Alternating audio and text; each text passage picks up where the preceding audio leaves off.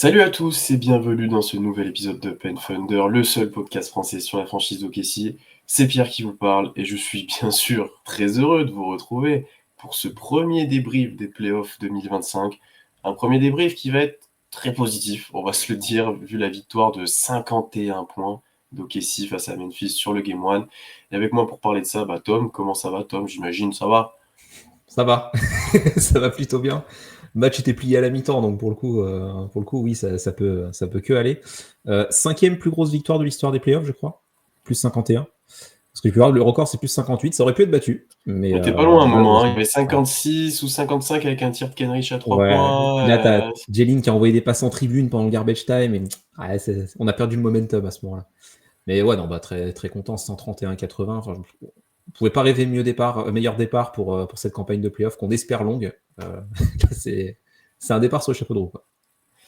Ouais, on va revenir sur ce match-là, sachant que premier épisode de débrief, alors vous voyez la queue du chat qui passe devant, voilà, c'est forcément. Premier épisode de débrief, on va revenir que sur le Game 1, et sachant qu'on enregistre une demi-heure après le match, donc on n'a pas chaud. toutes les stats qui sont ressorties, on n'a pas les vidéos, les replays, les machins, voilà, on est vraiment à chaud avec Tom. Alors, on va commencer par faire un petit résumé. Bon, il va être peut-être un peu court, celui-là, de résumé du match, parce que bon, il a été assez vite fini, on va dire. Donc en gros, premier quart-temps, même j'ai envie de dire 5 premières minutes assez accrochées, où ça scorait pas, ça faisait pas mal de fautes, ça défendait dur des deux côtés, pas de panier facile des deux côtés, voilà, un peu dur de se créer des bonnes situations. Et petit à petit, OKC prend un peu la mesure de Memphis, avec notamment un très bon passage avant le Lou Dort, de possession d'affilée, 3 possessions d'affilée où il stop, il met un 3 points, il fait le rebond off, voilà, pas mal de choses. T'as ensuite des premiers runs d'OKC, t'as un 10-2, voilà, tu prends une dizaine de points d'avance, 8-9, voilà, t'es devant à la fin du premier quart-temps, t'as fait un petit écart. Et on reparlera des rotations qui se sont passées sur ce premier quart-temps, justement, parce que c'est quelque chose qu'on attendait de voir. Et puis là, arrive le deuxième quart-temps où tu as déjà une dizaine de points d'avance. Début du deuxième quart-temps, Shea sur le banc. Donc là, on arrive line-up du banc. On a dit que c'était un truc à regarder, mais là, tous les playoffs. Donc G-Dub, etc. sur le terrain, Hartenstein. Et là, c'est la masterclass. C'est la domination totale avec un énorme run. Tu as un 20-0. Tu as au total, à partir de cette cinquième minute, je crois, un 43-13. Enfin voilà, on peut sortir les chiffres à l'appel sur ce run-là, mais tu as une domination totale avec une défense oppressante au possible, plein de ballons gagnés, de l'adresse, Wiggins par exemple, qui met 3 sur 3 dès son entrée. Voilà, et OKC injouable à ce moment-là, avec des actions d'éclat, etc. L'écart commence déjà de se creuser jusqu'à plus 33 avant le retour de Shea sur le terrain, donc un plus 33 acquis à 4 minutes de la fin de la première mi-temps. Shea revient, ça stagne un petit peu, il y a ces actions un peu au buzzer, donc Shea qui met un 3 points, le challenge de Dagnall qui enlève 3 lancers à Bane, puis Ja Morant qui est frustré, qui fait faute sur Chet derrière. Voilà, là tout va un peu dans le sens d'OKC. Deuxième mi-temps, tu te dis bon, ils vont peut-être essayer de réagir Memphis. Non, 10-0 d'entrée en 2 minutes. OKC avait pas envie de laisser passer ça, pas envie de laisser de l'espoir, donc tu tournes direct à plus 40. Et puis là, après, le match est fini, quoi. Rouleau compresseur, l'écart continue de se creuser. Milieu de troisième quart-temps, tu es déjà dans du garbage time dissimulé, voilà, parce que tu n'as plus Shea, plus de G-Dub sur le terrain, voilà. Et puis toute la fin de match est assez tranquille avec les joueurs du banc qui peuvent s'exprimer, qui peuvent se montrer un petit peu. Tu flirtes, on l'a dit, avec les plus 50, 55, 58 points à un moment d'écart, et tu t'écroules à 51, si je peux dire. Voilà, une domination totale d'OKC. Toi, Tom, qu'est-ce qui t'a le plus marqué? Bon, on sait qu'on a été très content devant le match, on était même surpris d'une telle domination, mais qu'est-ce que tu as envie de souligner? Déjà qu'il faut trouver un mot. Les Cavs, ils appellent ça la cavalanche quand, quand tu as des runs exceptionnels qui s'enchaînent comme ça. Je sais pas, faudrait trouver un truc avec la foudre, avec l'orage, mais faut Ça doit se trouver, ça, essayer de hein. trouver Ouais, je pense il y a moyen d'avoir une petite expression sympa parce que ouais, non, oui, ce qui m'a marqué, oui, c'est le run. C'est con, mais c'est un run qui a duré 20 minutes, quoi. C'était inarrêtable. Et il est surtout parti de la défense, ce run, parce que OKC a en fait scoré des valises de points en transition. Memphis trouvait pas un tir facile. J'ai très peu de souvenirs de tirs faciles trouvés par Memphis parce que même quand il servait à l'intérieur, tu as les joueurs qui se regroupaient sur l'intérieur, souvent Zakidi. On reparlera notamment du plan défensif sur Zakidi. Mais et même là, quand ils étaient tout près du panier, ils n'arrivaient pas à avoir de tirs faciles. Les seuls tirs un peu faciles qu'ils ont eu, c'est dans le troisième quart où tu as Marvin Bagley qui s'est mis à scorer, qui était dans les plus grandes heures de Montrezarel quand il a été 6e homme de l'année. Il m'a bien fait penser à Montrezarel parce qu'il défonçait pas un copec parce que c'est Marvin Bagley. Mais il a quand même apporté le scoring. Il est à 8 sur 8, je crois, sur le match. Ouais, en vrai, c'est le seul qui fait un bon match en face. Ouais, individuellement, il fait pas un mauvais match, Marvin Bagley, hein, franchement. Mais ouais, non, ce qui m'a marqué, c'est d'abord ce run parce que oui, c'est surtout que c'est un run sans Shai, quoi. La grosse partie du run qu'on met, c'est un line-up sans Shai, et ça, c'est quand même à souligner, c'est que Shai fait pas un bon match, pour le coup. Et malgré ça, tu roules sur ton adversaire et t'as plus 30 et t'as plié le match avant le retour de Shai dans le deuxième quart-temps. Donc oui, c'est le premier point qui m'a marqué, c'est que vraiment, on a peur souvent de la Shai dépendance et continue de se dire qu'il y a une Shai dépendance quand même, qu'on verra dans les futurs matchs de la série, et puis on espère les séries d'après. Évidemment, on aura besoin d'un grand Shai Gilgeous-Alexander, on verra à quel point on sera dépendant de Shai. Mais sur ce match-là, ça a été l'inverse. Tout le monde a été bon sauf lui. Tant mieux. On a pu le reposer au moins. Ouais, pas vraiment le scénario qu'on imaginait, hein, celui-là, Ouais. où Shai est nul et on défonce les Grizzlies d'une manière presque historique, hein, parce que c'est la plus grande victoire de l'histoire d'OKC en playoff. À Il y a la le plus grand mi-temps, écart à la mi-temps, plus grand c'est écart de ça. l'histoire à la C'est le mi-temps. record de franchise. Ouais. Donc vraiment une victoire assez historique. Et ouais, moi je suis assez d'accord avec toi, et on va revenir sur la défense d'OKC, mais le sentiment d'impuissance de l'attaque de Memphis face à ce qu'a proposé OKC défensivement, t'as des 24 secondes, t'as des tirs casse-gueule, t'as des entre-deux, t'as des contres, t'as des interceptions. Il y a un moment où la stat est sortie, il y avait plus de pertes de balles que de paniers rentrés pour Ouais. Memphis. Ouais, début de troisième quart, je 16 crois. et 15, c'est un truc de fou. En playoff, ça c'est assez, c'est assez fou. C'est une dinguerie. C'est une dinguerie comment ce line-up, notamment sans Shai, mais du coup avec un seul intérieur et plus ou moins tes bons défenseurs. Hein. T'avais J-Dub, t'avais Caruso, t'avais Cason Wallace sur le terrain, ça joue forcément. Comment ce line-up-là a pu éteindre complètement les Grizzlies. Je te parle en off, il y a une action notamment où Ja Morant n'arrive même pas à aller chercher la balle dans les mains de son grand sur un end-off ou autre, parce que Cason Wallace défend super loin. Caruso, il prend 0 tir, il est monstrueux. Enfin, tu te dis, quand c'est comme ça, tout va bien. Et en fait, on en avait parlé ça dans la preview. On avait longuement débriefé de la défense, on va revenir dessus, mais juste de gagner cette guerre de possession où Memphis perd plein de ballons, t'es super fort au rebond. Sur ce match-là, t'es vraiment fort au rebond, j'ai trouvé. Hartenstein, Chet ont fait un gros boulot, mais globalement tout le monde. Euh, t'es serein, quoi, parce qu'à un moment, ton attaque va se débloquer, parce que t'as des solutions, t'as un jeu beaucoup plus huilé que eux, pour le coup, sur ce match-là. Donc ça s'est débloqué au bout d'un moment, mais défensivement, tu les as annihilés, ils n'avaient pas de solution. Oui, t'avais des paniers de Ja Morant sur du 1 contre 1, mais quand tu vois ces pourcentages à la fin, t'as gagné. On est passé sous les écrans. Desmond Bane, inexistant. Jaren Jackson Jr., on en reparlera aussi, inexistant. Pire match de sa saison. Terrible. Il n'y a rien, quoi. Il n'y avait que Marvin Bagley, effectivement, qui s'est un peu exprimé sur du rebond, sur du dunk, voilà, sur du dynamisme, mais sinon, rien. Et en plus, ils n'ont pas mis Luke Kennard pour essayer d'apporter du spacing. Donc, Ouais. il y avait rien. Et ouais, comme tu l'as dit, Desmond Bane a très peu existé. Ja Morant a tenté. On peut pas lui enlever ça, c'est comment il a tenté de se dépatouiller, etc. Il finit à 6 sur 17 au tir. C'est pas un bon match, mais il a essayé de se dépatouiller, mais ouais, t'alternais en fait. T'avais Dort sur Morant, quand Dort sortait et que Morant était encore là, bah t'as Cason Wallace qui s'y met. C'est un enfer, quoi. T'as même eu des possessions, je crois, où t'avais Desmond Bane balle en main, et c'était J-Dub qui allait se mettre sur Desmond Bane. En début de match, d'ailleurs, c'était ça. C'était que Dort défendait Ja, Dub défendait Bane, et Chet défendait Jaren Jackson Jr. Pareil, là, ça a pas mal bougé. Hein. Au début, c'était Chet, mais ça a pas mal. Après, pas moi, mal c'était Hartenstein. Après, à un moment, c'était, ouais, ça a tourné. C'était T'as eu Caruso aussi. J-Dub, t'as eu Caruso, qui a fait des séquences défensives sur Jaren Jackson. Phénoménal. Je sais pas comment il fait avec son physique pour défendre des mecs comme ça. On le voit quand Il t'es met des les coups, quoi. affrontements contre les Lakers. Ouais, voilà, c'est vrai.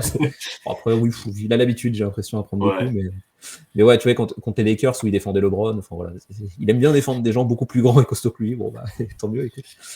Mais En fait, ce qu'il ouais, faut c'est ça. peut-être retenir de ça, c'est que, et je crois que c'est Constant qui l'a tweeté, mais on a senti un Thunder, au-delà, allez, on enlève les premières minutes où tu as un peu ce premier sentiment, tu prends un peu la température. Le reste, ils étaient en mission. Ouais, C'était une mission. Bon, à part Shea, ouais, ouais. on en reparlera du cachet. Les autres, ils étaient en mission, super déterminés, ils savent ce qu'ils ont à faire, ils savent comment ça va se faire, etc. T'avais l'impression que, ouais, on savait exactement quel plan de jeu allait faire Memphis, ce qu'on allait faire, et des deux côtés du terrain, et l'inverse n'était pas forcément vrai, là, de ce qu'on avait l'impression. C'est vrai. Vraiment, t'avais que des gars en mission, t'avais, allez, 10-11 joueurs vraiment dans la rotation qui étaient là pour éteindre les Grizzlies, quoi, vraiment. C'est ça. Et oui, t'as 11 joueurs. Alors, j'ai les stats par carton. C'est bon. On va pouvoir Ah, avoir quelques stats plus précises. Mais en gros, première mi-temps, t'as 11 joueurs sur le terrain, mais t'as 13 secondes d'AJ Mitchell et t'as un peu moins de 2 minutes de Jalen qui a été utilisé en pivot. Tu vois, on parlait dans la preview en se disant, bah, Jalen aura peut-être un peu de temps de jeu, mais à côté d'un ouais. intérieur, on voit pas trop l'intérêt de mettre ni Chet ni Hartenstein. Dave Nolte s'en fout, il l'a mis pivot. Et Chet Hartenstein sur le banc, c'était assez surprenant. Mais ouais, sur cette première mi-temps, parce que c'est dur d'analyser la suite vu que le match est déjà plié à ce moment-là, mais sur la première mi-temps, tu tournes à 9 plus Jay Will et Jay Mitchell, c'est un temps de jeu anecdotique. Mais ouais, là, et c'est la rotation à 9 qu'on attendait pour le coup, hein, c'est ce dont on parlait en preview. Et on s'attendait soit Jay Will, soit peut-être Kenrich, mais c'est pas trop le genre de série, on le voit. Bah, Kenrich, il a joué que du garbage time. Donc voilà, Sachant que la Wiggins rotation rentre était qu'au spectaculaire. deuxième quart-temps, hein. En plus, c'était rotation assez atypique. Wiggins rentre qu'au deuxième quart-temps. Ouais, c'est vrai. Euh, tu joues le fin de premier quart-temps, enfin le milieu de premier quart-temps, pardon, que avec Chet et Hartenstein qui sort en premier. Non, alors Chet sort en premier et puis après il revient à la place d'Hartenstein si je me trompe pas, ou je sais C'est plus comment on ça. fait. Et quand il sort, c'est Et C'est Isaiah Joe le ouais, premier à sortir du et banc. ouais, et après tu as Jalen Williams tout seul, comme tu l'as dit, à la fin du premier quart-temps, et tu te retrouves du coup sur la line-up dominante du début de deuxième quart-temps, là où ça compte un petit peu, on a un peu peur. Au final, tu as Hartenstein, tu as pas de Chet, tu as Ouais. J-Dub, et tu as Wiggins qui vient juste de rentrer, qui a ses premiers ballons à ce moment-là, ses premières minutes, Caruso Et et Kayson. Cason Wallace. Ouais. Donc voilà Ah, un petit peu la rotation. T'as un backcourt défensif, Caruso Kayson. Ouais.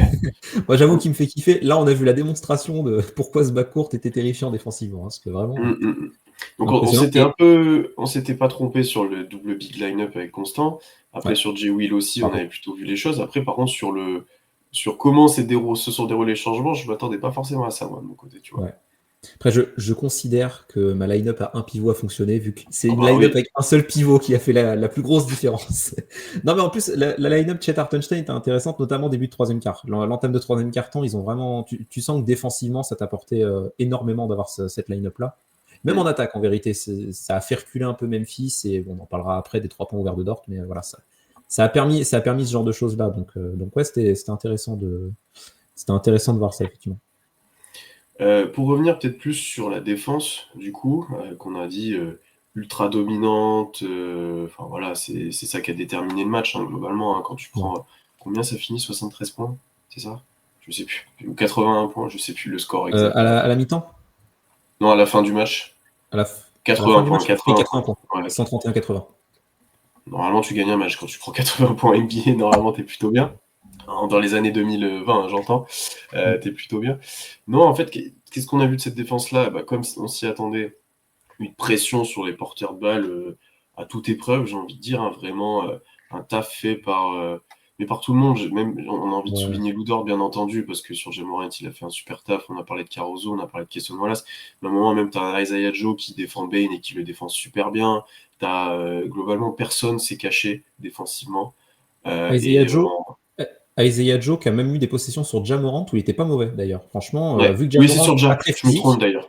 ouais, il était plus sur Bane, il y a eu du Hartenstein en switch à un moment donné. Mm. Où c'était étonnant, mais en début de match, Bane il rate le 3 points, mais c'est un 3 points ouvert.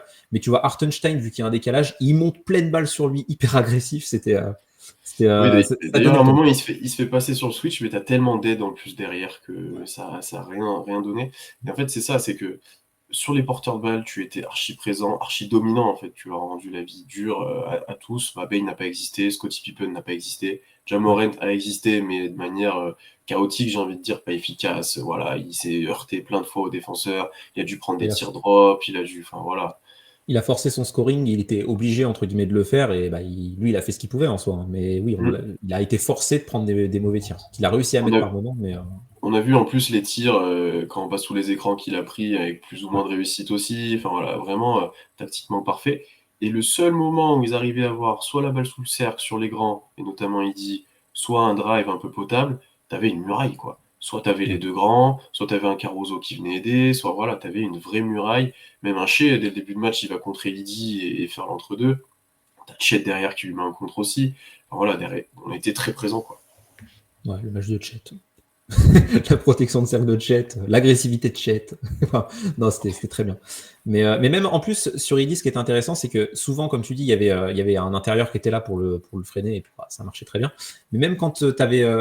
Je crois que c'était une line-up avec un seul intérieur à ce moment-là, je crois que c'était Chet qui était sur le terrain, où il avait été sorti de la raquette, ce qui devait être sur Jaren Jackson à ce moment-là. Et tu as Idi qui reçoit la balle sous le cercle, ça arrivait 2-3 fois, où il a quasiment l'espace pour monter. Bah, tu as deux guards qui arrivent et qui le sabrent limite du hack à Idi, tu vois. Limite, ça va lui chercher Ouais. les lancers. Et il y a une action, c'est vraiment du hack, où il se pose pas de questions, ils font faute, ils le ceinturent, limite. Et c'est du 0 sur 2 lancé, ça a bien payé. Mais ouais, OKC a pas hésité, Zakidi, à tout faire pour pas qu'il monte au panier. Et je crois que sur la première mi-temps, il y a genre un panier qui met comme ça, où il monte à peu près tranquillement pour aller dunker. Parce que tu avais une défense ultra agressive sur lui. Et ça a été le cas aussi sur Jaren Jackson Jr., qui était un peu plus loin du panier. Mais où le Thunder a été très agressif et lui laissait aucune marge de manœuvre. Ouais, parce que tu avais peu de fautes d'équipe, tu avais peu de fautes, pas de joueurs en fall trouble, tu peux te permettre ça, sachant que Zakidi, je pense que on le reverra souvent sur la ligne des lancers francs et des fois exprès. Ok, si à mon avis, c'est pas exclu qu'on voit du hack à un moment si t'as un match serré ou si t'as besoin de ça. Donc le choix était très pertinent, hein. Tu avais une superbe agressivité. Et puis, j'ai envie de dire, on avait dit que point faible, c'est que potentiellement tu peux laisser des tirs extérieurs dans les corners, etc. Enfin voilà, on sait, on aide beaucoup, on met la pression. Mais en fait, là, tu étais tellement dominant dans le 1 contre 1 et tellement dominant dans les aides que tout était difficile pour Memphis, j'ai l'impression. Donc le moindre drive, tu faisais pas forcément de décalage. Quand tu faisais un décalage, tu avais envie d'aller au cercle, mais tu te faisais défoncer dessous, tu avais toujours du monde et tout était difficile ensuite pour tirer ou pour faire la passe. Et du coup, tes drive and kick ou même tes tirs qui venaient de là étaient quand même beaucoup plus contestés que quand tu arrives à dominer, on va dire l'exemple de Dallas de l'année dernière, où Luka faisait une différence et du coup, dans les aides, tu es plus en retard, c'est plus dur. Là, tu étais tellement dominant que il y a eu peu de tirs ouverts à 3 points. Alors, Memphis n'a rien mis. À un moment, ils sont à 2 sur 20, je crois. Ils mettent 2 rien. sur, 2 sur 18 en première mi-temps. Et ouais, je Ouais. crois qu'il monte à 2 sur 20 même. Et ils mettent rien du tout. Mais globalement, quand je réfléchis, il n'y a pas eu plein de tirs ouverts, quoi. Tu as une action, par exemple, où Jaren Jackson Jr., il reçoit la balle dans le corner à droite, là. Et en fait, la passe est tellement mauvaise et tellement difficile qu'il doit se reprendre. Il tire un peu derrière la planche. Enfin, c'est super compliqué. Et tu as eu plein de choses comme ça, hein. Donc, vraiment, tu as été ultra dominateur défensivement. Et quand tu es comme ça, tu peux difficilement perdre un match, hein. Ouais, non, bah, de toute façon, on en parlait même dans le courant de l'année, que l'identité d'OKC était avant tout défensive, même s'il faut être très bon des deux côtés du terrain, il faut être dominant des deux côtés du terrain si tu veux être champion. Et là, là c'est ce qu'on a vu, c'est qu'il y a de l'attaque qui a été créée sur de la simple transition, parce que tu étais tellement dominant défensivement, et comme tu l'as dit, ils tirent 18 fois à 3 points, mais il n'y a aucun tir ouvert, quoi. Enfin, les mecs, et les tirs ouverts, c'est, bah, tu vois, l'action dont je parlais de Desmond Bain, où Hartenstein, il monte comme une balle sur lui, il arrive à faire une fake pour l'avoir, mais par contre, quand il prend le tir, ça doit être une fin d'horloge ou un truc comme ça, donc il se précipite un peu, tu vois. Vraiment, ouais, non, OKC a pas laissé souffler Memphis. Dès l'entame de match, ça s'est vu. Même offensivement, on parlera notamment des lancers provoqués. Mais ouais, OKC arrive avec une intensité beaucoup plus importante que celle de Memphis. Alors qu'on aurait pu s'attendre à un peu l'inverse, étant donné que Memphis a joué 2 matchs de play-in, peut-être plus de fatigue, mais au moins était en rythme, alors qu'OKC est titulaire, n'avait pas joué depuis 10 jours, donc tu pouvais te dire, ah, petite entrée en matière, attention, pourquoi pas. Non, là en termes d'intensité, OKC a surclassé les Grizzlies, et ça s'est vu d'abord défensivement pour le coup. Oui, je pense que tu avais peut-être de la fatigue physique et mentale là pour les Grizzlies, hein, Possible, c'est ce qui a l'air de ressortir et ce que tout le monde dit, mais bon, ils gagnent le match, on aurait dit ils sont en rythme, tu vois, enfin c'est toujours la même histoire, enfin voilà. Et pour le coup, tu vois, on parlait de la cheville de Ja Morant, ça avait l'air d'aller. Pour le coup, Il y a eu un moment, il s'est fait un peu mal, mais c'était plus au visage ou plus, voilà, ouais, il y a eu il s'est pris un coup de coude de Chet qui n'a pas été sifflé, Ouais. faute offensive, où ils ont mis, où au final, OKC marque le panier, mais ouais, il s'est pris un coup de Chet dans le menton. Peut-être 2 derniers points défensivement. On avait parlé du post-up un peu dans la preview et Memphis l'a quand même peu utilisé, je trouve. Ils n'ont pas eu forcément l'occasion de le faire et ils l'ont très peu utilisé. Ils ont beaucoup plus joué, je pense, en pick and roll. On n'a pas eu la fréquence, on n'a pas les stats sur le match de ça pour l'instant, mais plus de pick and roll. Et pour le coup, OKC a été très bon et j'ai envie de dire très conservateur dans le pick and roll. On n'a pas vu Hartenstein et Chet faire du edge comme ils peuvent le faire des fois. On a vu du switch entre les extérieurs quand c'était nécessaire et quand, par exemple, c'était Dort et Kesson qui changeaient. Bon, on se débrouille, quoi, ça va. Mais on était plutôt en drop et du drop pas tous dans la raquette, mais en les laissant un peu dribbler, les laissant s'avancer et voir ce qui se passait ensuite. Et s'ils veulent pull-up, allez-y, pull-up, messieurs les Ouais, Grizzlies. Mais voilà, on était plutôt dans cette optique-là. ouais. Puis t'as eu pas mal de Morant Sidi en pick and roll où tu misais sur le flotteur de Morant, le mid-range de Morant, Ouais. qui en a mis quelques-uns du coup, mais tu misais plus là-dessus. Et Zakidi a jamais eu d'accès pour rouler au panier et aller finir. Et toi, évidemment, sur les pick and roll, tu passais sous l'écran. Et Jamorant, il prend 5 tirs à 3 points en première mi-temps, c'est pas pour rien aussi. Parce que Lugensdort et Kayson Wallace, notamment, si c'est un travail collectif, mais eux, notamment, ont fait un gros travail pour faire prendre des mauvais tirs à Jamorant. Et ouais, ils ont plus essayé du pick and roll que du post-up. À voir au M2 ce qu'ils vont faire. Sachant que sur le post-up, un des seuls post-up qui a été tenté, là je me rappelle de troisième quart-temps, Jaren Jackson qui tente un post-up sur J-Dub et qui se fait contrer. Où J-Dub il l'annihile totalement. Donc est-ce que c'est une action qui va freiner Jaren Jackson dans sa volonté de post-up? Je suis pas sûr, mais ouais, c'est vrai que c'est assez surprenant de pas les voir essayer de dominer de cette manière physiquement, parce qu'ils ont essayé de trouver d'autres manières de le faire. Mais oui, ils ont pas trop essayé de rentrer dans l'art directement. C'est même plus OKC qui l'a fait via un Chet Holmgren, par exemple, de rentrer physiquement et de jouer de sa puissance, entre guillemets, pour être agressif au cercle et soit marquer, soit prendre des lancers. Ça a posé les bases sous le cercle. Vraiment, que ce soit défensivement ou pour le coup, il était bien coaché. Il est souvent resté très droit, bras en l'air, etc. Ouais. Il a peut-être moins cherché le compte que d'habitude. Ça a fait les fautes, comme tu l'as dit, sous le cercle, etc. Et de l'autre côté, par contre, ça a assumé aussi de mettre cet impact physique des deux côtés du terrain. Tu as mis le standard assez haut dans l'intensité, dans l'impact physique, et ça a tourné en ta faveur parce que tu as eu pas mal de lancers dès le premier quart-temps. Shea a un peu survécu grâce à ça, on va être avoué. Même Chet au début du match, il met pas dedans et il a des lancers. Donc ça, c'était intéressant. Mais ouais, tu as été défensivement, t'es déjà très fort, t'es élite, et je trouve que tu as été très bien coaché, très bien préparé, en tout cas sur ce match 1, où les Grizzlies n'avaient pas de solution face à ça. Et pour finir sur cette défense, il y a quand même le rebond, on l'a mentionné, mais je trouve le taf fait au rebond. Alors oui, il y a des rebonds off, mais quand tu vois le nombre de tirs que les Grizzlies ont loupé, quand tu vois que c'est quand même un des secteurs où ils essaient de dominer, toi, t'en as pris aussi beaucoup, mais je trouve que défensivement, ça a fait vraiment le taf. Franchement, au rebond, ça change la donne d'avoir Hartenstein, mais globalement, Menchet a fait du bon taf.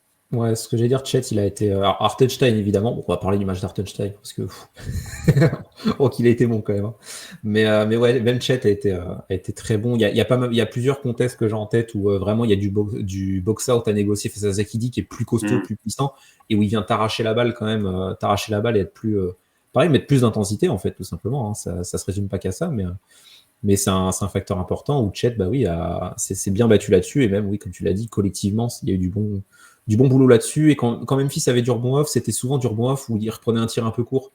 Où je sais pas, t'as je sais pas, Zakidi ou même Bagley qui prenait la balle et qui essaie de relancer, de re-shooter derrière, ou Jackson Jr. Et ça donnait pas grand-chose parce que tu avais toujours la masse des joueurs d'OKC qui venaient couvrir le cercle. Donc ouais, t'as conseillé du rebond offensif, c'était attendu, mais pas tant que ça. Et c'était pas des paniers faciles qui étaient laissés derrière. Pourquoi.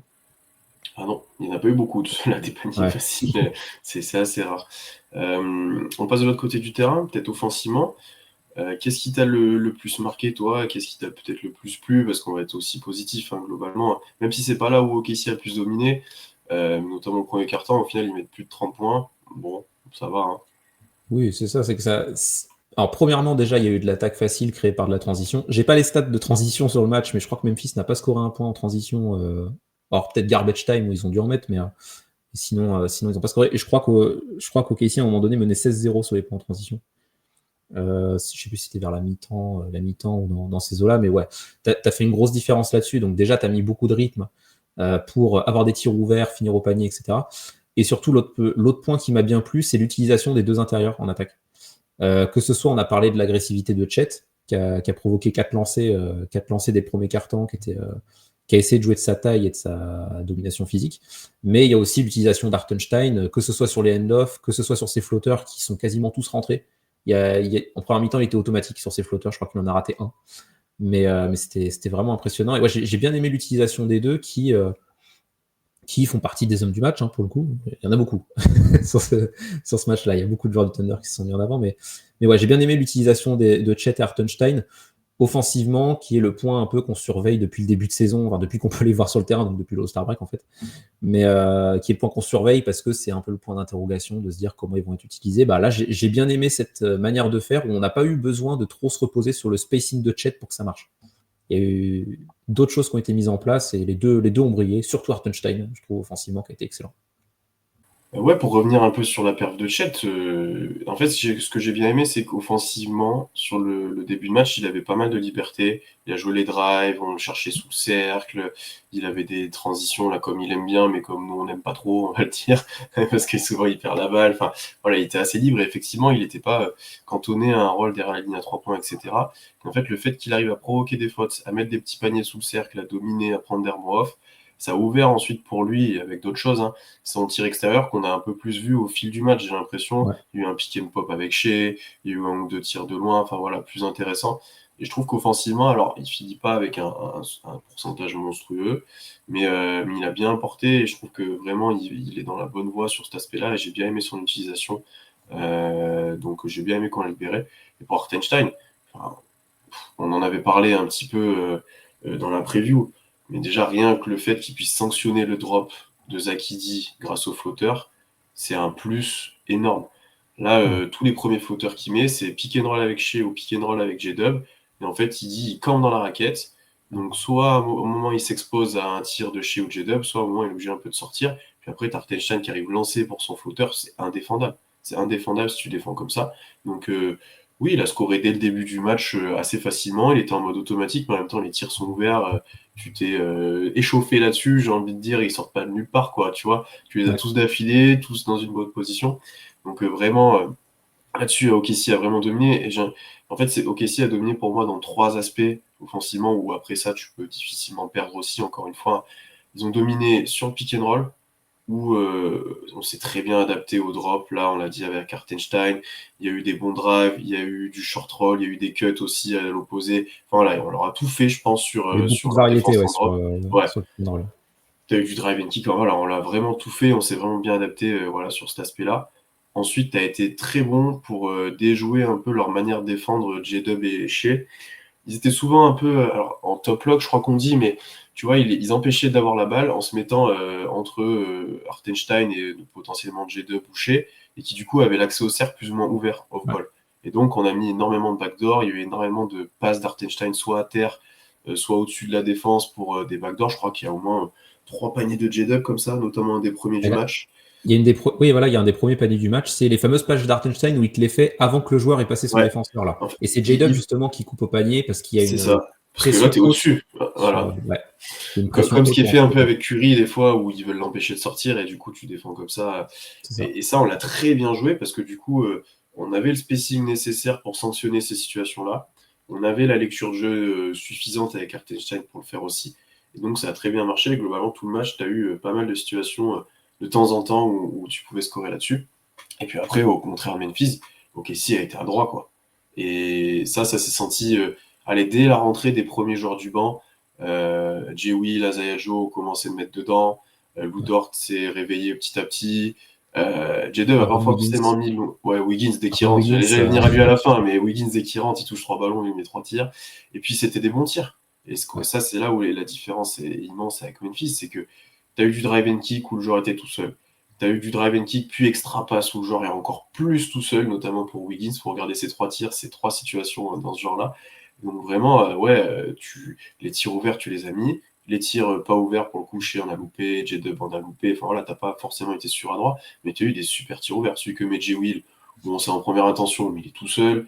Ouais. Joe a pris des tirs à 3 en transition. Dort était tout le temps tout seul. Franchement, des fois, il peut en prendre 3 d'affilée sur la possession, il est tout seul. Enfin voilà, Bah, donc troisième quart, ouais, c'est ça, hein. Il ouais. est ignoré totalement. Ce qui est Donc, surprenant. tu as été efficient pour sanctionner ça et creuser l'écart sur ces aspects offensivement là. Ouais, non, c'est ça. Oui, tu l'as dit. En fait, OKC était très adroit, mais parce que les tirs obtenus étaient quand même bien meilleurs pour le coup. Et ouais, c'est vrai que Chet, il finit à 3 sur 4 à 3 points aussi. Donc c'est vrai que faut le souligner. Il a bien sanctionné, notamment, je crois que c'est le troisième quart-temps où il sanctionne bien. Mais ouais, voilà, t'as déroulé ton basket.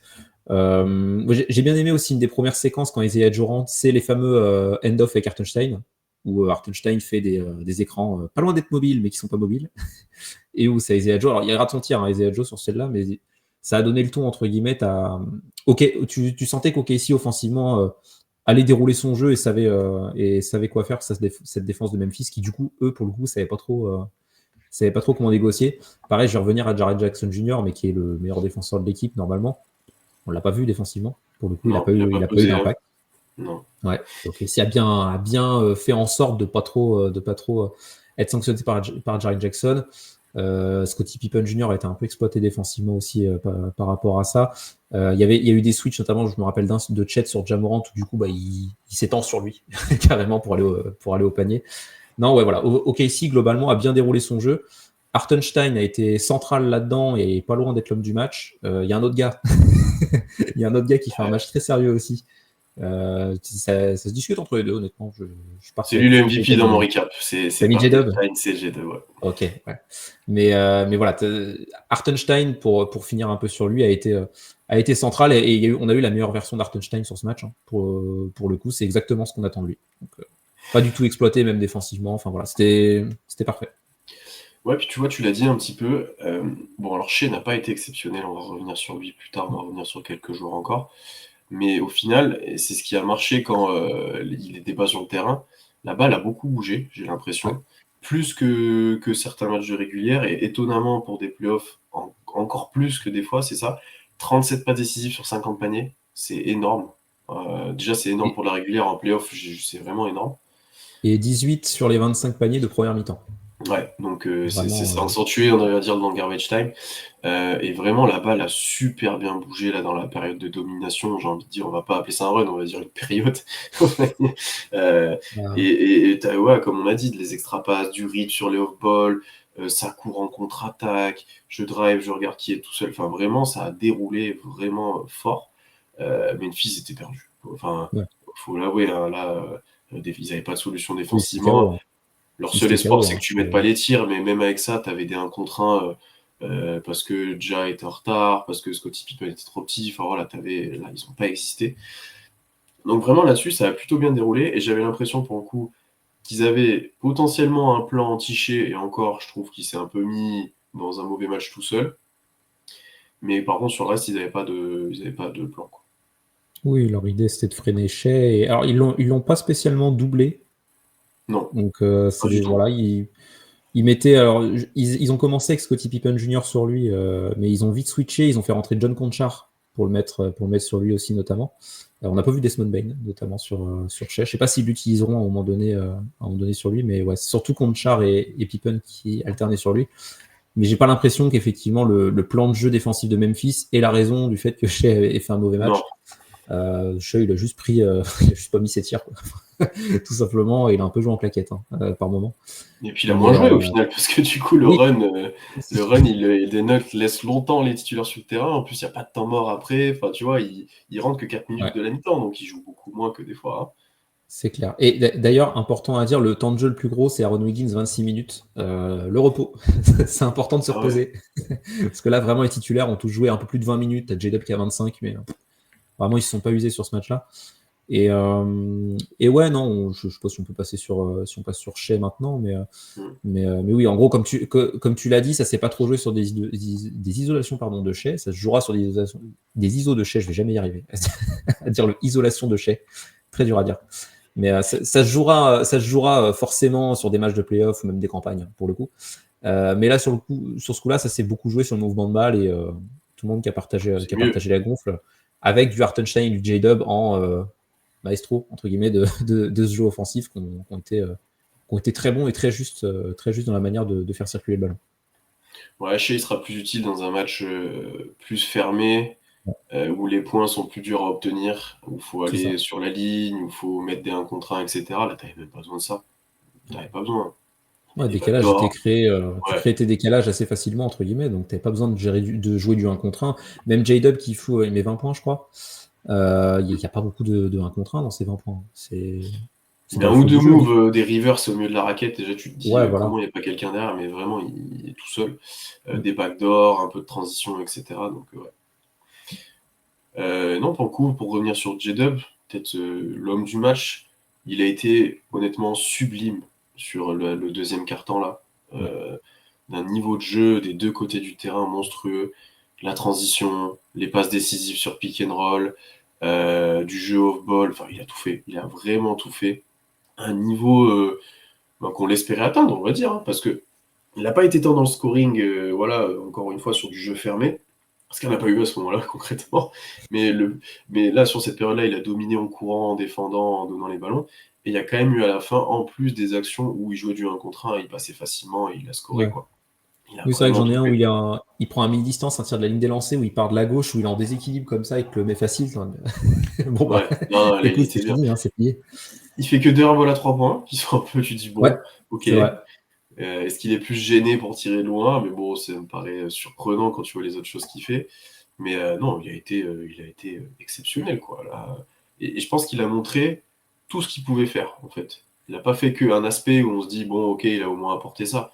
Il a tout fait, tout fait. Et il Ah, ça, est c'est quand même à plus 44 de plus-minus. ouais, Plus c'est pas 44. dégueulasse. C'est pas C'est dégueulasse, plus 44. C'est pas loin du record all-time aussi, je crois.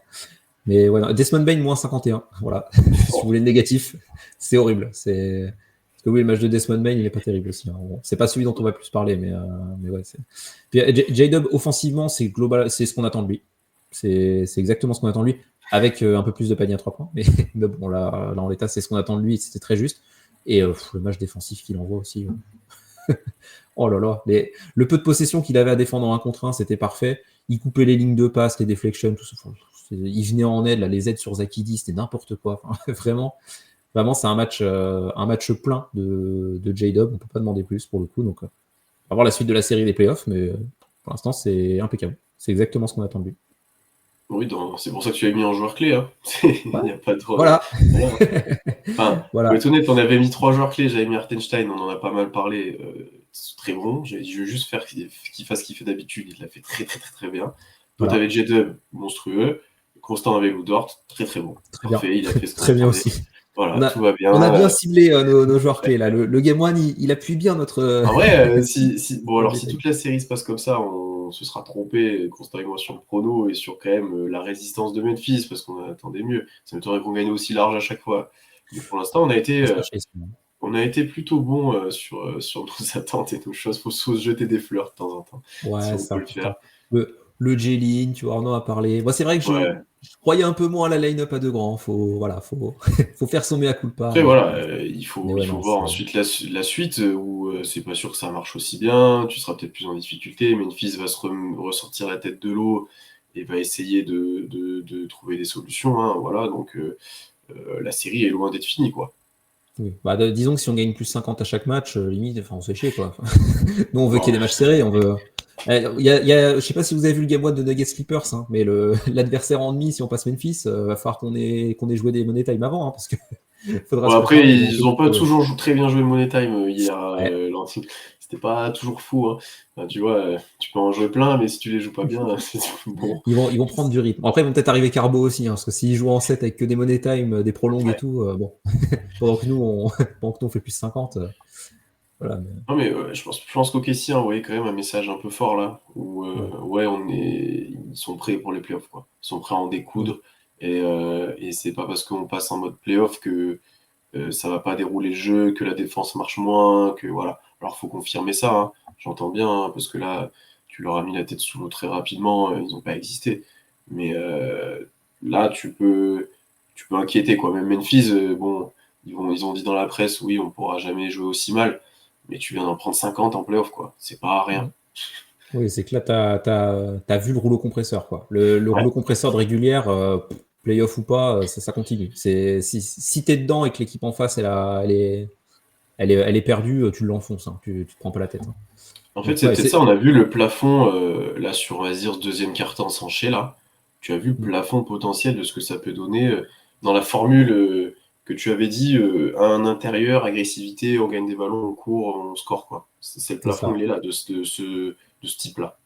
Oui, c'est la line-up même qu'on voyait du coup, alors quand Chet était blessé, mais où t'étais obligé de jouer qu'un seul intérieur, c'était ce qu'on voyait, le côté. En fait, t'as tellement d'extérieurs forts défensivement, agressifs, complètement tarés dans ce domaine-là et qui athlétiquement tiennent le coup aussi. Enfin, pour les adversaires, c'est un enfer, quoi, parce que tu peux pas vraiment créer de l'attaque vu que ton porteur de balle il est harcelé à chaque fois. Donc ouais, là, voilà, après c'est le match parfait, hein, le débrief du game 2. Bon. Je pense pas qu'on débriefera un match aussi dominant, Non. mais on espère une victoire quand même. Mais oui, là, c'est... En tout cas, il y avait les petits doutes lors de la preview du le Game One, attention. Bon. Bon, ça va. La Ok, rouille si, n'a est pas dur. duré longtemps. Il n'y a que Shea Pas qui est rouillé. encore rouillé, mais Oui, ouais, voilà, Shea, il était un peu fatigué. Mais tu vois, même le premier quart-temps où on dit qu'il est un peu rouillé et que OKC est un peu rouillé, t'as quand même plus 12. Dès que t'as mis oui. le pied un peu sur l'accélérateur, tu fais un run. Ouais, C'est ça qui est impressionnant, le premier carton. Moi, j'ai l'impression qu'OKC n'était pas bon, ouais. vraiment. Mais tu prends aucun panier, presque. Et offensivement, tu te débrouilles. Et au final, tu es à plus 10, tu as mis 32 points. Il y a 32-20, je crois. Ouais. Ah bon, bah, ok. Enfin, Oui, tu non, vois, tu dis, oui, et tu sens qu'OKC... En fait, c'est ça qui est impressionnant avec OKC et qui faisait qu'en preview, je leur mettais 4-0. Alors, ça veut pas dire qu'il y aura 4-0 forcément, mais c'est que, au-delà du fait que Memphis, c'est pas la meilleure dynamique possible de virer ton coach, d'avoir des blessés, etc., OKC, déjà, c'est très rare en régulière d'avoir des matchs d'OKC qui lâchent les rencontres. Genre des blowouts subis par OKC. On a eu le Rockets Lakers, là, les deux en fin de saison. On se dit, ah, c'est pas ouf. Sinon, globalement, sur la saison, tu as très peu de matchs lâchés pour OKC. ouais. Même Mais tu les vois les Rockets, matchs. il est même pas lâché, hein. Il joue quand même pas si tôt que ça, hein. Ouais, mais tu te prends quand même, t'es à 20 points de retard assez vite, etc. Enfin, c'est pas un match où OKC est à 100% Oui, d'intensité, tu vois. non. Tu as du retard à l'allumage, enfin, c'était pas sérieux, entre guillemets. Tu sentais qu'OKC, t'avais géré ta régulière, donc il y a eu un peu de relâchement. Ce qui est normal, hein. Mais tu vois, avec ce Thunder-là, j'ai pas l'impression que tu auras même les séquences de Boston l'an dernier où, tu sais, ils ont lâché quelques matchs sur la route. Bon, ils en ont pas lâché beaucoup, hein, pour être champion. Bon, en même temps, vu les blessés, la conférence Est, ils pouvaient. Mais j'ai pas l'impression qu'on aura ces matchs de, tu vois, le Game 2 contre Miami l'an dernier où Boston, ils prennent une tôle, je crois, en plus. Et ils lâchent complètement le match. Le Thunder, c'est pas trop le genre d'équipe à faire ça. Donc, Ouais. je dis pas qu'OKC est une meilleure équipe que Boston forcément, mais par contre OKC est beaucoup plus dur à battre, je pense, pour une équipe qui est moins forte sur le papier. T'es quand C'est même une pas à équipe qui teste l'abri quelque chose. Ouais, t'es pas à l'abri qu'il y ait un match où tu mettes pas les tirs de loin. Eux mettent tout et t'as du mal à défendre. Et en fait, t'as 20 points et tu te dis, bon, ok. Tu vois, il y a 3-0 dans la série. Bon, tu Non, mais tu vois, vois. avoir du mal à défendre, je vois pas. Pas mettre les tirs, tes stars Non, sont pas mais en que forme, eux mettent etc. les tirs. Tu vois, que eux mettent Ouais. les tirs et que du coup, tu sors plus. T'as Ja qui est dominant, on va dire. Ça peut Ah, mais tu arriver, vois, hein. on a vu des matchs comme ça en régulière où OKC était pas adroit et en face c'était l'adresse de ouf, etc. Mais le Thunder était toujours C'est là. quand même là. Ouais, c'est Il te vrai, c'est lâchait vrai. jamais. Hmm. Ouais, il te harcèle, quoi. C'est insupportable pour l'adversaire. Mais ouais, non, j'ai l'impression qu'on n'aura pas cette séquence-là. Après, ça veut pas dire qu'OKC contre Boston, c'est 4-0, hein. Attention, hein. Non, Loin de là. tu peux en perdre Mais, 4 dans le clutch, hein. Y a mais pas... je trouve que tu vois, le côté gentleman sweep, tout ça, je trouve que OKC, c'est pas trop le genre d'équipe Ah bah, à tergiverser, quoi. Bon, là, on l'a s'ils ont vu. la mentalité de ce soir, oui, t'auras pas de gentleman suite là. Là, Ouais. ça va Il envoyer. faut aller quoi, le match. Ça va être la stratégie, ça va être on sera au repos le plus vite possible, on va laisser les Clippers et les Nuggets aller en 6 ou 7 et puis nous on se débrouille quoi. Vraiment, je pense que ça va être ça la strat, hein. Donc à voir, ouais. Et puis on l'a pas mentionné d'ailleurs. On verra s'il y a d'autres joueurs à mentionner, mais au-delà de ça, retour de la Paycom Center, du Paycom Center assez énervé en playoff là. J'ai Oui. trouvé, même comparé à l'année dernière, t-shirt, ambiance, tu vois, sur les actions d'éclat entre le dunk de Casson Wallace, le alley-oop de J-Dub, ou même au début le contre de Chet sur Idi là, où tout le Ouais. monde est prêt à se lever si Dort met derrière. Ouais, chauffé à blanc quand même. Ouais, non. Dans le Paycom était chaud. Ouais, Après, le Paycom ou époque Chesapeake, OKC, ça a toujours été ouais. un public chaud, tu vois. Mais Donc, c'est ouais. constant, notamment qui le disait, on avait peut-être moins retrouvé ça post-bulle, ouais, tout ça, post-Covid, etc. Le retour en playoff, ça c'était un peu. Ouais, c'était pas non plus fou. C'était très bien, mais c'était pas Ouais. à ce point-là. C'était pas à ce point-là, Après, est-ce que ça correspond aux attentes aussi qu'on a je où, pense. l'an dernier, tu vois, OKC, on n'y croyait pas trop au titre, hein, concrètement. On se dit, ouais, first seed, c'est bien et on pense à un bon parcours playoff, on ne voyait pas champion. Là, cette année, on va être honnête, l'objectif, c'est de la Ouais. bague, hein. Donc le public est peut-être dans le même délire que ça, où tu te dis, Mm, ouais, mm, là, mm. cette année, on peut vivre un truc de ouf. Donc, il faut être. Je pense que tout le monde le ressent, honnêtement. Je pense que ça va du joueur au staff, au public, au front office, que cette année, il y a un truc à faire. Cette année, tu n'en auras peut-être pas 10 000 des comme ça dans l'histoire de ta franchise, Ah ouais, des oh, il y a opportunités comme ça. une belle occasion. On verra si ça va se concrétiser. Mais oui, ok, ici. Et de toute façon, tu regardes même les observateurs extérieurs. Ouais, bon, il y en a qui disent les Lakers ils vont frapper le Thunder. On verra. Mais les observateurs, ils disent, Qui battent les Wolves déjà. Déjà, ouais. Qui reviennent, parce que là, ils ont Ouais. pris cher. On parlait de blowout, si, il y a eu un blowout quand même à Los Angeles. Mais ouais, quand tu regardes les observateurs sur la saison, enfin, les deux équipes les plus dominantes, considérées comme les plus dominantes en vue des playoffs, c'est OKC et Boston. Même Cleveland n'est pas trop vu dans le même panier, tu vois, même s'ils ont fait une grande régulière. Donc, ouais, et puis pour l'ambiance, c'est assez rigolo. Enfin, rigolo, c'est sympa surtout. Mais tu avais avant le match la bannière de La champion division. de division, pardon, ouais, de division où tu as le public qui était comme des oufs. Ouais, qu'est-ce que ça va être quand si on a la Ouais, bannière de champion de finale de de ouf. conférence? C'est rigolo. Avec Kenrich et tout, ouais, c'était assez drôle. Ouais, c'était sympa. Euh, Est-ce que tu as d'autres points à aborder ou on parle un peu du 2 du coup? Ouais, s'il mentionnait quand même le fait que, on en avait parlé un peu dans la preview, mais de passer de Josh Giddey laissé ouvert à 3 points à Lugensdort, c'est quand même pas la même mayonnaise. Parce que là, Lugensdort, il s'est régalé. Bah, le fameux 10-0 pardon, du troisième carton, c'est Lugensdort. Hein. Il Ouais. va te couper une ligne de passe, je sais plus, il rate un tir, je sais plus comment ça se passe, il va gratter la balle, il va la redonner à Chet qui va couper au panier. Après, tu as la séquence où il prend le tir ouvert à 3 points, où Shea lui sert, il y a le défenseur de Memphis, il est à 5 mètres le plus proche. Il le met aussi. Enfin, ouais, non, j'ai très bon match de Lugensdort qui a été le genre le plus important de ce run du troisième quart, où Memphis était déjà la tête sous l'eau, mais là, tu les as noyés complets. Il y a eu 40 Ouais. points d'écart, enfin, c'était un massacre. Ouais, moi j'ai juste ajouté, j'ai bien aimé. Alors, ça va aussi avec la manière dont les arbitres ont sifflé, mais ouais, la discipline globalement d'Okessi, Ouais. qui a été, qui a cherché des lancers, qui en a pas donné beaucoup à Memphis, et je trouve que ça a été plutôt bien sifflé sur les contacts avec Ja, sur les écrans, sur toutes ces choses-là au rebond. Bon, il y a des coups, c'est les playoffs, mais je trouve que ça a été. Bon, après, il y avait un écart de fou, donc ça aide forcément à arbitrer et à siffler, mais je trouve que ça a été agréable à voir et pour nous enfin tu vois globalement ça a été plutôt cool à suivre, ça a permis des contacts, ça a permis au Kessie de mettre en place sa défense aussi, donc si ça reste comme ça aussi ce sera un point positif, et d'ailleurs Degnault a été aussi très bon sur son challenge, il en a pris qu'un, je Ok, sais pas oui. s'il a pris le deuxième, mais celui-là il fait mal. Bah oui, parce que c'est un challenge à 5 points en fait. Hein. Ouais. T'as 3 lancers pour Bane, faute Et offensive sifflée contre Bagley, et au final, faute de Morant sur Chet, qui fait une faute puis de en répit. plus tu rentres pas, pour le coup ouais, c'est à 5 points et j'ai même envie de dire plus parce que Memphis vient de faire un mini run quand chez revient de 7-0 je crois. Ouais, oui, il reprenait un petit peu. Ce qui leur met à -25. Ouais, Mm. pour -26 pour vous se contextualiser, ils font un run, ils sont à -26. Voilà. Et tu te dis, bon, ok, là, tu as les 3 lancers France, ça peut faire 23. Non, parce qu'OKC reprend de l'avance, je dis une bêtise. Mais bon, ils ont fait un mini-run, Rocher marque à 3 points. Derrière, tu as cette espèce de tir au buzzer de Bane où il y a Caruso qui se fait pousser par Begley.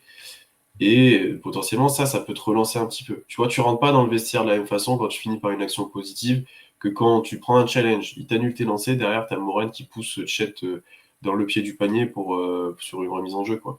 Mm. Mentalement, je pense que ça finit de t'enterrer. Oui, c'est pas la même. En plus, oui, c'était un petit peu le. Tu vois, on parlait du début de match, mais au moins, tu as l'intensité défensive. Mais sinon, la toute fin de second Ouais. quart-temps, c'était un peu le moment creux d'OKC. Un léger moment creux. Hein. On n'a pas trop Mais tremblé quand non Shea plus, mais revient, hein, ouais, c'est ça. Bah, c'est qu'il prend des tirs un peu casse-gueule, des il tirs à essaie de 3 faire points. des passes qui n'existent pas. En Oui, fait, il aussi. veut forcer un peu son impact et ses points et tout à ce moment-là, j'ai l'impression aussi. Hein. Il veut Ouais, participer un peu à la fête, quoi, tu vois. c'est ça. Mais il n'était pas dans le. Voilà, il a pas été bon. Ça arrive. Hein. Ça arrive. Ça se trouve au match 2, il va en mettre 42. Voilà, on sera très content de son match. Ouais. Mais là, pour le coup, il a pas été bon. Mais c'est vrai que oui, le challenge de Degnault, il est excellent. Bon, la faute de Bagley, elle est quand même visible. Hein. Pour le coup, Ouais, après, tu vois que enfin, c'est Caruso, pas. ou au moins, tu vois que Caruso fait pas faute parce qu'il est projeté Oui. par En contact fait, avec Bagley. Quoi. Tu vois que c'est j'aurais pas. pu se dire, il y a rien du tout. Tout le monde Elle joue et sort du coup, pas, tu quoi. siffles pas la faute à Caruso parce qu'il se fait pousser, mais en soi, Bagley, il y a des écrans bien pires que ça qui sont pas sifflés, quoi. Enfin, franchement, où ça sort les bras et tout, tu vois, c'est plus dans ce sens-là. Ouais, mais je Mais pense bon, que on là, va pas s'en plaindre, hein. il sort le bras quand Caruso arrive pleine vitesse. Tu vois. Je pense que c'est le timing de la, Ouais. la sortie du bras qui fait où là où tu as l'écran, tu as Hartenstein qu'on a fait quelques-uns comme ça, où il pose son écran, il est un peu, il déploie ses ailes un peu, mais il le fait à l'avance, entre Je- guillemets. je- Tu vois. Mais je pense que Caruso tombe pas sur Bane, il siffle rien du tout. Tu vois, c'est ça aussi. Ouais, ouais. Donc bon, ça a tourné en faveur d'Okessi, mais c'était quand même bien à mentionner ça, parce que ça aura un enjeu, mais tous les playoffs, hein, globalement, hein, et que ça peut être contre n'importe qui, ça aura forcément un enjeu, tout ça, hein, comment c'est sifflé. On l'a vu, Denver Clippers, enfin Jokic, il y a des moments où il cherche des fautes, il y a plein de choses, enfin, ça rentre forcément en jeu comment tout ça est sifflé. Bon, pour le game 2, du coup, pour toi, comment ça va se passer? Ou qu'est-ce que tu vas regarder? Ou ton prono, qu'est-ce que tu attends? Ah, prono, victoire, parce que j'ai dit 4-0, donc on va Oui, c'est pas, vrai. on va pas s'arrêter. On va pas C'est dur de pas s'arrêter là. dire Hein, victoire après ce match-là, en plus. Enfin, bon. oui. Après, il va y avoir une réaction quand même de Oui. Memphis. Est-ce qu'ils vont changer leur 5? Je Memphis? sais pas. Ça serait. Je suis pas sûr parce que. Ouais, je sais pas. Isola, c'est Isola, je crois, le coach de Memphis, ouais. Qui Ouais, vient ouais. d'arriver, entre guillemets. Enfin, il était déjà en équipe, mais il vient d'être head coach. Il fait cette tentative de mettre Scottie Pippen Jr. pour essayer de trouver l'équilibre. Je suis pas sûr qu'il bouge son starting five dès le Tu game mets 2. Conchar direct, toi, plutôt? Ou Vince Williams, tu vois, ils ont tenté un peu de Vince Williams, ouais, très peu en première mi-temps, mais ils l'ont tenté surtout dans le troisième quart-temps. À voir s'ils vont le mettre sur le terrain, tu vas pouvoir apporter un peu de taille parce que tu vois, bah, quand ils prennent le run de 11-0, justement, ils sortent très vite Zakidi et ils mettent, je crois, Vince Williams assez vite. Hein. Donc, à voir s'ils vont le tenter pour essayer d'imposer un peu plus de jeu athlétique, de taille à OKC. Mais à voir s'ils le font dès le game 2. Je suis pas sûr qu'ils le fassent dès le game 2. Peut-être si ça tourne mal game 2, qu'il y a un autre blowout, peut-être pas de 50 points, mais un truc de 15 points, tu vois. Un match maîtrisé d'OKC où tu te dis, ouais, non, faut changer quelque chose. Peut-être qu'ils vont mettre Vince Williams à ce moment-là ou Concha. Mais sinon, oui, bah, il y aura une réaction d'orgueil de Memphis. Il va falloir être prêt, mais je vois pas pourquoi OKC baisserait d'intensité, vu comment ils sont rentrés dans leur playoff. Ouais. Tu vois, j'attends une réaction peut-être de Shea, tu vois, de jouer un peu juste, Oui. à voir si l'adresse suit, etc., mais de jouer un peu plus son jeu. Mais sinon faut faire comme vous avez fait au Game 1. Hein. faut pas changer. Hein. C'était très bien. Shea, il te fait pas de match d'affilée comme ça. C'est Je son pense pas. pire total au scoring de la saison, je crois. Jamais de la vie, il te fait 2 matchs d'affilée comme ça. Franchement. Ouais. Bah, surtout Après, qu'ils ont pas de défenseur qui peut le lockdown. Là, c'est vraiment lui qui a pas fait un bon match. Donc, s'il est dedans, il va mettre ses 30 points. Hein. Donc, et puis, après, il faut pas que ça se fasse au détriment de la réussite collective qui a été ce premier c'est match, ça. quoi. Tu vois? C'est juste ça, peut-être qu'il va falloir regarder, c'est comment Shea se remet dans le droit chemin, si je peux dire. C'est un grand mot pour une mauvaise performance, mais sans complètement annihiler les autres, mais potentiellement, oui, je pense que tu auras un match bien plus difficile, le deuxième, qui sera un peu plus, je pense, guerre. Je pense un peu plus comme le début de match. Je pense que ça va être un peu plus tout le long comme ça, tu vois, Ouais. plus âpre. Oui, ou Memphis, ils prennent pas un énorme éclat défensivement et où Ouais, ils sombrent totalement. Par contre, je sais pas si Memphis arrivera à mieux attaquer. Peut-être un peu, tu vois, mais je suis pas sûr. franchement, à Tu voir, auras, tu vois. plus d'adresse ou tu Ouais, auras plus de. un Desmond Bain, tu vois, un Desmond Bain ou un peu d'adresse de Jaren Jackson Jr., mais c'est vrai que Oui, sinon, il ne va pas mettre 4 points sur toute la série, Jaren Jackson Junior. C'est comme chez. voilà. C'est pas. Bah, ou alors s'il fait ça, je On suis est fan de très bien. Memphis, je suis pas content. Hein. Ouais. Mais ouais, mais tu vois, genre, enfin, les trappes sur Zakidi, les passer sous l'écran face à Jamorant, enfin, ça va toujours être mis en place par OKC et ça va toujours poser des problèmes à Memphis pour le coup. Ils trouveront pas de solution miracle à ça. Donc Non, ouais, mais mais après, je pense comme toi, là, après, sur le reste des attentes que je vais avoir, hein, ça va être Duché, ça va être confirmer cette supériorité qui a été affichée des deux côtés du terrain, surtout défensivement. J'attends qu'on confirme un peu ça, voilà, qu'on continue de leur donner aucune solution. Et ouais, comment est-ce que les role-players vont continuer à mettre dedans? Est-ce que Shea va se remettre lui dedans? Et je pense qu'il y aura quand même un match plus serré, qui va oui. jouer beaucoup plus tard dans le match, parce que tu as quand même une réaction d'orgueil. Hein. Faut pas l'enlever. Hein. Je pense que quand tu prends ça, tu arrives le match d'après, tu as un peu le couteau entre les dents, je pense. Bah, j'ose espérer qu'il se jouera plus tard que ce match-là, parce que là, Voilà. milieu de deuxième quart-temps, c'était plié, quoi. À un moment donné, là, j'ose espérer Ah, qu'on aura au moins un début de quatrième quart serré, quoi, parce que il y a des mèmes qui sont sortis et tout, qui étaient très très drôles. Genre, mais fais quelque chose. Genre, oui, genre... Ah, c'était très ouais. très drôle. Ah, ils sont Euh, charriés, ça arrive, ça arrive de toute façon. Mais tu te pronostiques quoi, 2-0? ouais, oui, oui. 2-0 quand même.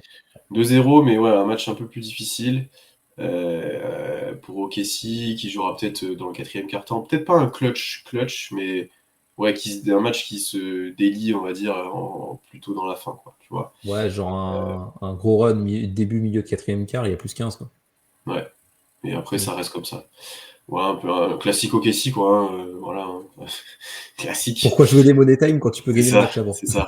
Et Tant après, qu'à faire. retour à Memphis, mais oui, après, le joueur le plus à surveiller, en fait, après ce match-là, c'est Shai, quoi. C'est ouf à dire, mais c'est Bah ouais, mais après, si Shea, c'est ça, il faut que, comme on l'a dit, il faut qu'il joue juste, pas qu'il mette que ses 30 points.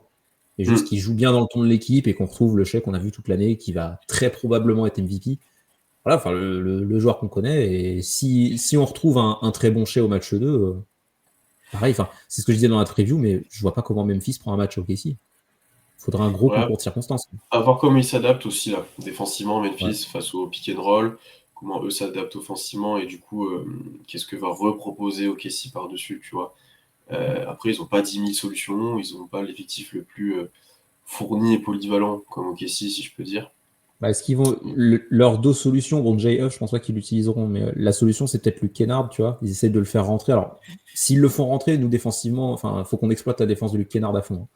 Mais tu vois, pour apporter un peu de shoot, etc., parce qu'ils ont été en galère sur ce match, c'est un mec qui peut même mettre des tirs compliqués, donc pourquoi Ouais, pas, ou mais peut-être jouer plus petit en vrai, globalement, tu vois? ouais, peut-être, mais parce qu'ils ont pas 50 possibilités, étant donné que, enfin, ton poste 5 titulaire, t'es un peu obligé de mettre Zakidi, hein. T'as- Ouais, Ok, ouais. Bagley, là, il a fait un bon match, mais enfin, si tu Bah, à commences mon à miser avis, sur Marvin Bagley, c'est chaud, quoi. ouais, mais si tu Donc, te bases sur ça, genre, tu commences avec les 2 grands, certes, mais derrière, tu mets Jared Jackson Jackson en. Junior en 5 et tu mets Bagley en 4 ou Aldama ou tu vois, tu autre chose, quoi. Ouais, t'essayes. Parce qu'Aldama, il a surtout joué 3 sur ce match, avec Jackson et, Puis il et a pas Idy. été fou, hein. Il a été Ouais, exploité, défensivement, en attaque, il s'est fait éteindre, Aldama, c'est pas un bon défenseur. C'est un bon attaquant, mais c'est vrai que là, on l'a pas trop vu. Et oui, défensivement, t'as moyen de l'exploiter. Donc ouais, non, peut-être c'est qu'ils ont pas trop de marge de manœuvre. C'est ça qui est ouais, embêtant pour Memphis. peut-être plus de Conchar aussi pour eux. Ça, je le vois. Ouais. Peut-être ou Vince Williams, comme tu as dit, on verra, ouais. On Ouais, ouais. verra. Donc, et ben voilà, on a fait le débrief de ce premier match. N'hésitez pas à vous aussi nous dire ce que vous en avez pensé. Bon, on pense que globalement tout le monde est content, tout le monde est très, très heureux. Peut-être même déçu d'avoir eu que 2 quarts d'heure et demie de basket au final avec les titulaires. C'est presque ça qui est décevant. On a vu beaucoup de Euh, Kedrich, quoi. ouais, n'hésitez pas à nous mettre vous aussi vos pronostics pour le match 2, voir comment ça va se passer. Alors, pour ce débrief-là, on le fait juste après le match. Je ne sais pas du tout si on fera comme l'année dernière, à ajouter des images, vidéos, des actions dont on parle. Parce que pour l'instant, je pense qu'elles ne sont pas disponibles déjà, première chose. Donc, on verra si on peut le faire par la suite. Mais dans tous les cas, merci de nous avoir écoutés jusque-là. Abonnez-vous partout, toutes les plateformes d'écoute comme d'habitude, YouTube, etc. Et puis de toute façon, normalement, on revient après le match 2, ou au pire un peu plus tard. Voilà, on va suivre cette série au plus près. Et puis, ben, profitez bien des playoffs, profitez bien de ces victoires. Il n'y en a plus que 15 à aller chercher. Plus que 15. Allez. Plus que Sur 15 matchs ce, à jouer. ouais, c'est ça. Voilà, si 15 matchs, je sais pas, mais 15 wins à aller chercher. On va faire ce petit compte à rebours. Voilà, on C'est rigolo. assume, on Putain, assume un peu nos quand il va rester responsabilités. fixe, là, pendant 2 matchs de suite, Ouais, là. Ah, ça va être dur. encore 4. Voilà. Ah putain, c'est long. On va faire ce petit compte à rebours, ouais, ça permettra de suivre. On assume nos espoirs pour cette année. Et puis voilà, salut tout le monde, à bientôt. Salut.